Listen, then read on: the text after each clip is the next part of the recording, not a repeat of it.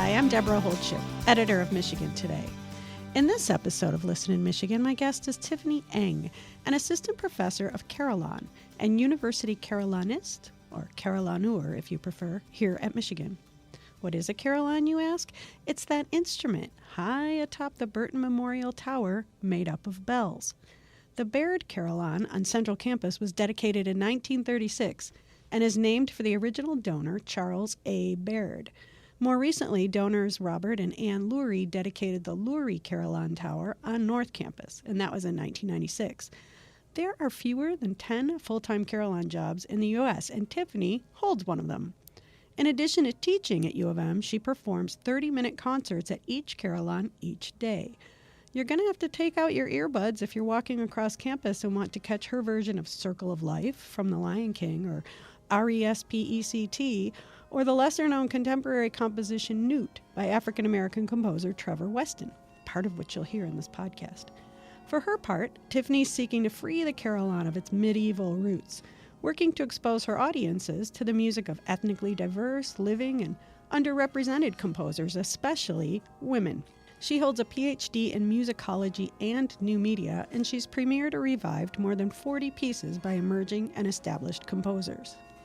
So recently I trudged up the million stairs, felt like a million, to the top of Burton Tower, where I watched Tiffany kick out the jams on this amazing musical contraption.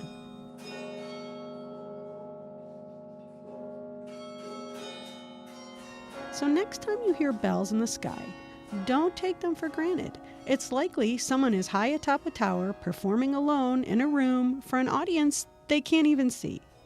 Both towers at U of M are open to the public, and visitors are always welcome at the concerts. And of course, you can take the elevator, but what's the fun in that? Let's go find Tiffany. I made it. And she's not here. Man. Hello. Hi there. I wasn't sure if I was supposed to meet you down there or up here. Down here. Oh, okay.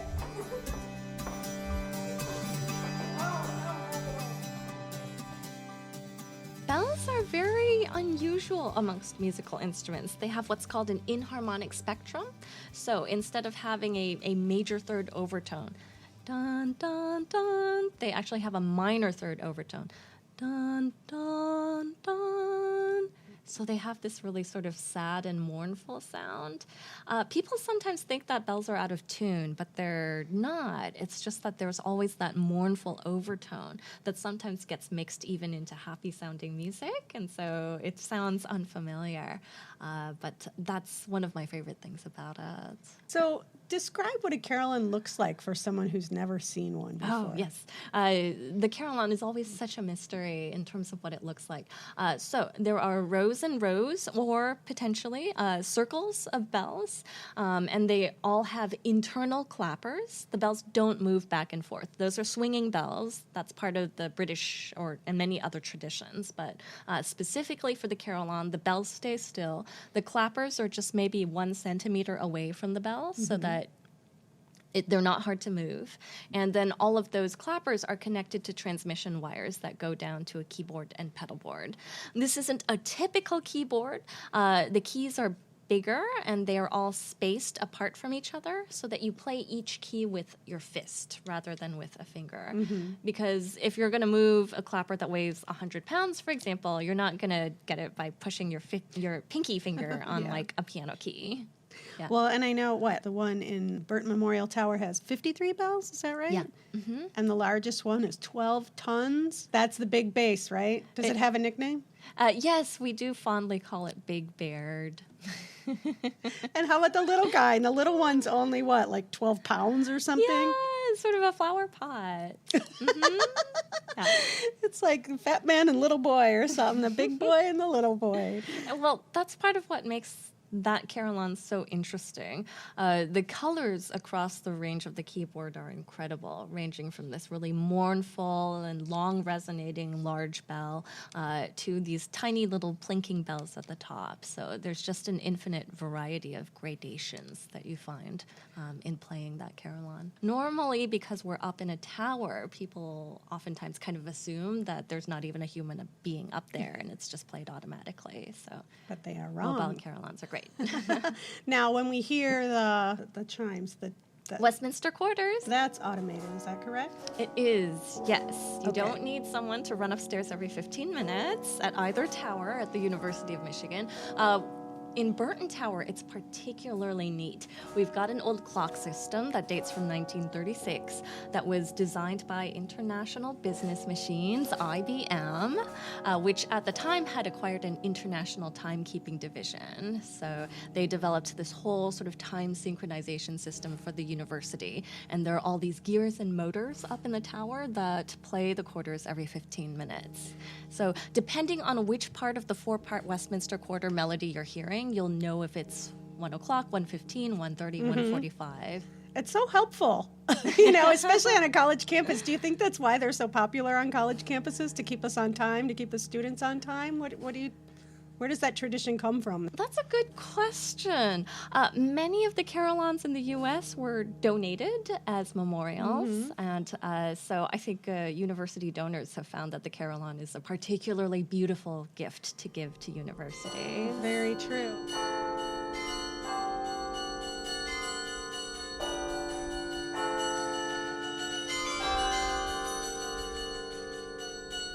There's about 600 Carillons in the world.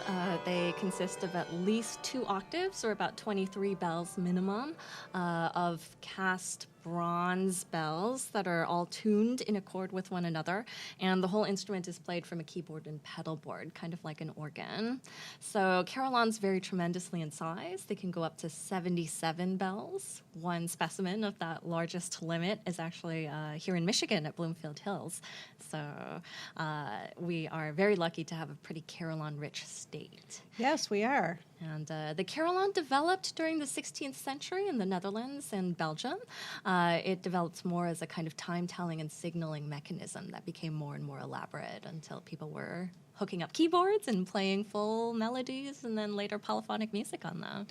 It became kind of a concert instrument, one that was more dependent on church services or the public market, for example. After World War I, however, Americans in particular started looking for a kind of living memorial that they could build in public spaces. And that is how the first carillons essentially got built in this country. Now, when did you first discover carillon? How does one decide they're going to become a carillon player? There are not very many in existence. There are not many programs to learn it. But tell me your trajectory. It was by accident, really. When I got to Yale University as a freshman, I went to the freshman bazaar where they have all of the stands with extracurriculars trying to recruit you. And I found out that there was a student-run Carillon guild. So I showed up to the informational meeting later on, and I got to this neo-Gothic tower and pushed open this heavy carved wooden door, started climbing these spiral stone steps as bell music echoed down at me. It was the most magical thing. And I finally, after climbing hundreds of steps, suddenly this vista opened up in front of me, and there was this young man at a keyboard playing incredibly virtuosic Baroque music. And I thought, I have to do this. And I've been doing it ever since.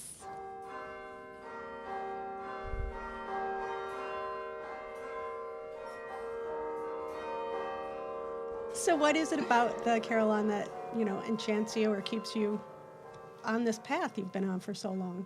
Well, I'd say that the perennial appeal of it has always been that even as a student, we would go on Carillon tours around the country and around Europe, and just climbing, being given the keys to some old tower and climbing this hundreds of, centuries-old tower, seeing an entire city from the top, and then sharing music for free with everyone is just an incredible gift of an experience. It's such a nice combination of the setting and the instrument.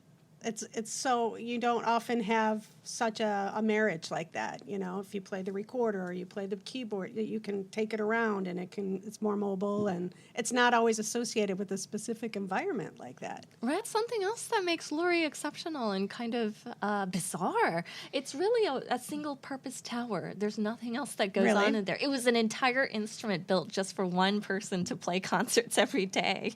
Wow. It's fascinating. Architecture professors find it endlessly, intriguing.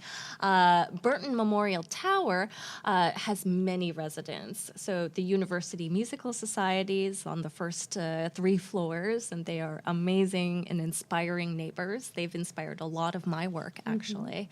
And then there are faculty offices and classrooms that are shared, actually, between different units on campus. So you'll walk in and maybe you'll hear a composition seminar one day and then a Japanese language class being taught the next day. Wow. So you do recitals or performances, these 30-minute concerts on a regular basis here on campus, or Yeah, recitals Monday through Friday on Burton Tower starting at noon, and then at Lurie Tower starting at 1:30. So it's myself. We also have community carillon players, many of whom are alumni of our program, some of my more advanced students, so we've got a great rotation. I sometimes like to joke that our concert hall is the entire zip code.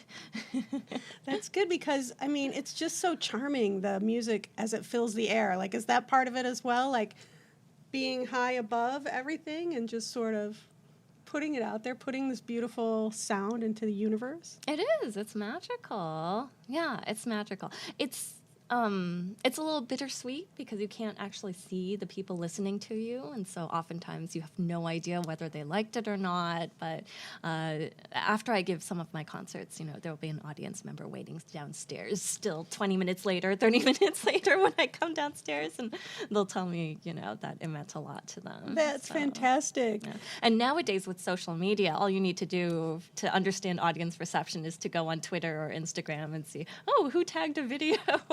Right. And what kind of music are you? I know in reading your bio and stuff that you're very interested in diversifying and decolonizing, I read, the Carillon repertoire, I guess. What does that mean? So the Carillon repertoire has traditionally been developed with the assumption that listeners were white, male, Northern European, Christian, and the repertoire hasn't changed all that much until recently. Even once Carillons started being played in America, the assumption was still that they were being played in churches. And so having just Christian repertoire, for example, for the wider public doesn't make sense, especially at a place as diverse as Ann Arbor. So I really feel that we have a responsibility to all of the people who have been traditionally marginalized by Carillon music in public space, in a place where they can't opt out of hearing it. They didn't buy tickets to that concert hall. They're just there. I really feel we have the responsibility to arrange and compose music for them, too. So I've done everything from arranging Aretha Franklin, which went over really popularly this summer. Even in Europe, people loved hearing Respect on the Carillon, to commissioning the first African-American composers who have ever published Carillon music in North America.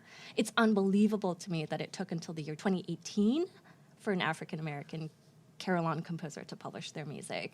But it's kind of a sign of how behind we've been. And I think it's partially a function of us being up in our towers. We're not as directly accountable to our audiences. We don't even see them, right? It's easy to kind of forget. So it's an ongoing challenge, arranging or finding Arab American music, for example, is a challenge. And some of the music that I'd like to have represented is in different scales that the Carillon doesn't even play. So it's something that we're figuring out. But I think we are, in fact, the national leader in at least forging the way and trying. Not just myself, but our whole team. Yeah, so as you said, you've seen quite an uptick in students coming to you. So tell me about that, too. Well, the University of Michigan offers one of the only master's degrees in the world in Carillon, and students who come here particularly have the opportunity to focus on new music, so working with living composers, electroacoustic music, which is the combination of amplified electronics or computer-generated music in Carillon. We're very avant-garde here, and also working on diversity in Carillon music. Well, I see too that you're really into new media and like new technologies, and that just seems, and you're just noting about the electronic kind of aspects that you can explore and pursue here. That just seems so unusual to me because the Carillon's so quote unquote old fashioned and kind of analog, and then here you are interested in new media, new technology. Where does that come from, and where do you hope to take that? It's a common association of the carillon with medieval times, but the fact is that most of the carillons that stand in towers today were built in the 20th century. Over the years, many carillons have been taken down and melted down during wars to be melted into cannon and artillery. So the carillon is essentially now a modern instrument. And I was trained at UC Berkeley for my doctorate degree. So I worked a lot at the Berkeley Center for New Media. And there, everyone was so interested in signing on and finding ways to make the carillon audience interactive, to create crowdsourced performances where people work with the carillonneur via their mobile phones to determine what note gets played next. And accompanying the carillon with computer music. Wow, that's crazy. It's really exciting because then that really explodes all of the expectations that people have about what they're going to hear from the tower. People start to take for granted the sound of bells in the background, and they may stop paying attention. But when the sounds of recorded train whistles and other things start coming from the tower, people stop in their tracks. That's wild. And it opens up all of these new musical and compositional possibilities. Now that you teach and you perform as much as you do, how has your relationship to the instrument changed since that first day you walked up that tower in Yale? Oh, gosh. I think that actually ties back really nicely to my emphasis on the need to diversify carillon repertoire. Because when I came here with my focus on avant-garde music, computer music especially is a totally white male-dominated field. I was the only woman teaching in the Eastman Computer Music Center when I was working on my master's degree there. I just took that for granted. When I got this responsibility, stepping up from playing maybe a 10-minute recital once a week to being responsible for an hour of publicly played music every day, I started to look back after one semester, after 1 year at what I had played, and I realized that just based on the fact that I was playing the music that was already published, music that was on the library shelves, that I had served as a kind of mouthpiece for just white male composers for the entire year, and that in that sense I was inadvertently reproducing a kind of power structure in public space, and I wanted to change that immediately. That is fascinating. You know, I started looking for women composers, I started commissioning more music, and that created the whole emphasis that I work on now. And how are your students responding to that? Oh, my students have loved it, especially this past year.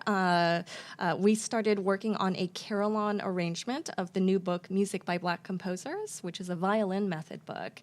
And so I involved my entire studio in working on and testing these carillon arrangements. And it was just going to be fun for us, you know, bringing new music from Ghanaian composers, for example, to the carillon. New sounds, new rhythms. It was so fun. But then I wrote to the editor of the collection, Rachel Barton Pine, and I just informed her, you know, we got permission in advance just to do this project, but I wrote to her with the final draft, and she wrote back and she said, do you want to publish this? This is so great. So my students are all going to be essentially, you know, co-authors on this project. Oh, so that is it's thrilling. been so rewarding. So do you remember the first day you saw the Carillon here at Michigan? How was that experience for you? I first saw this carillon during the World Carillon Federation Congress in, I think, 2011. It was quite an impressive and imposing tower, is what I remember. And that goes actually to one of the challenges of being the carillonist here, which is that Burton Tower and Lurie Tower both have their architecture is sort of imposing and doesn't really invite people in. So even though our doors are open during our concerts, people just assume that they can't visit. they look at this imposing tower and they assume there's nothing inside, first of all, and that even if there was, they wouldn't be allowed. So I would like to make the towers more welcoming. And why do you think that's important? Like, why is it important that we have a Carillon on our campus? It fills the space with beautiful music, and I think it ultimately creates strong sensory memories for the students about what it's like to be on campus and what it's like to take things slow on campus. Especially these days, students are so in a hurry.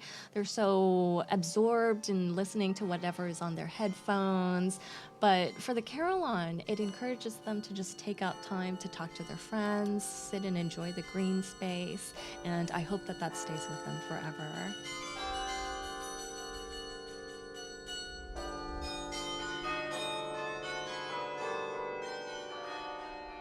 Oh, how pretty was that? Tiffany arranged that piece called Hypnos by female composer Phyllis Chen. You also heard Circle of Life from The Lion King and Trevor Weston's Newt earlier in this podcast. Thank you so much for listening. You can hear more episodes of Listen in Michigan at michigantoday.umich.edu and at Spotify, iTunes, Google Play Music, TuneIn, and Stitcher. And don't forget to give us a rating. All right, that's it. We'll catch you next time. Until then, go Blue.